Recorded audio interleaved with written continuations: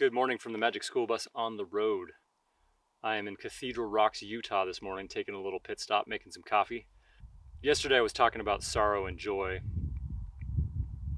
And I guess it served as a bit of a prep talk for myself, because as soon as I got further down the road, down the highway, and got reception, I got word that a fairly large work project, had fallen through. And it was a pretty significant blow as well. I know everybody's struggling pretty hard right now that isn't a millionaire. And the vice just keeps getting ratcheted tighter and tighter. So it's difficult to maintain dreams and keep dreaming. Anyway, I was listening to Soundgarden Fell on Black Days this morning as I was driving through Capitol Reef. And it was a fairly appropriate soundtrack for the space I was feeling yesterday. There's a line in there that says, "Don't you lock up that which you want to see fly." And it got me thinking about dreams. I've spoken about this a little bit briefly before. And it's going to recur a lot because ever since I was a child, I've been a pretty vivid dreamer.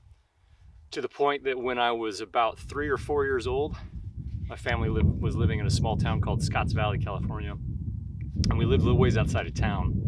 And there was a big ravine full of poison oak and eucalyptus trees. And we had a little path behind the house. And I woke up from a dream one night thinking that angels or something like gigantic had been walking around the house. I think maybe there was an earthquake or a tremor. I crawled into the linen closet and fell back asleep because for some reason I thought the bottom of that was a safe place. And the next morning, my family was frantically trying to find me. They were looking in the canyon, they were looking around the house, they thought I had left the house and run away. And I eventually emerged from the linen closet, rubbing the sleep from my eyes.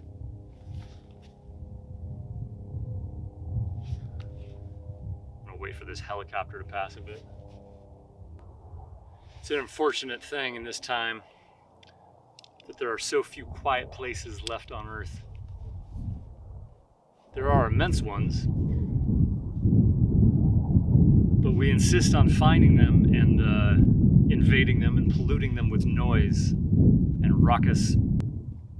Anyway, as I was saying, I emerged from this linen closet, rubbing sleep from my eyes and hearing my name being called in a frantic state and being like, "What? I was just asleep in the closet. I had a bad dream."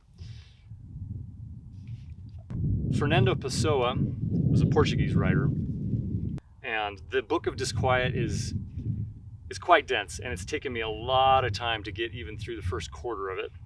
But there's a passage on dreaming, and I brought up dreaming because, again, we are living in a time where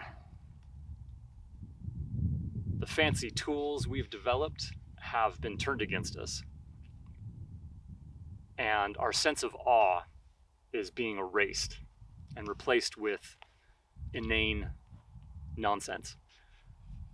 It's quite fancy and interesting nonsense sometimes and quite entertaining, but it's not going to move you like, say, seeing a petroglyph in the Capitol Reef Canyon that's been there for tens of thousands of years, indicating the presence of other humans that were awestruck by such a holy place.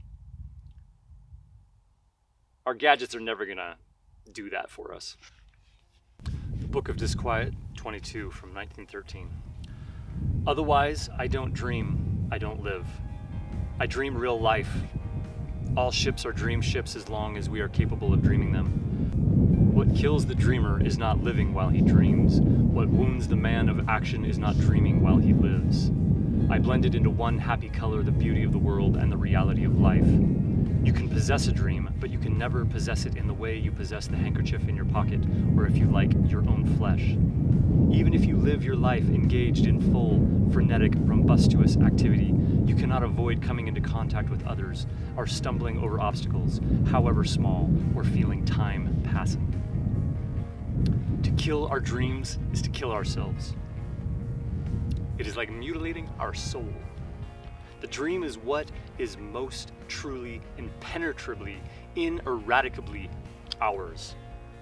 The universe, life, whether real or illusory, belongs to everyone. Everyone can see what I see and possess what I possess, or can at least imagine seeing or possessing it. But only I can see what I dream. Only I can possess it. And if my way of seeing the external world is different from the way others see it, that is because I cannot help but see it through whatever my dream has filled my eyes and ears with.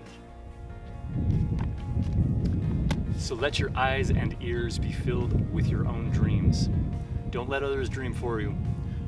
Don't let the mechanism and the optimization of this life dream for you.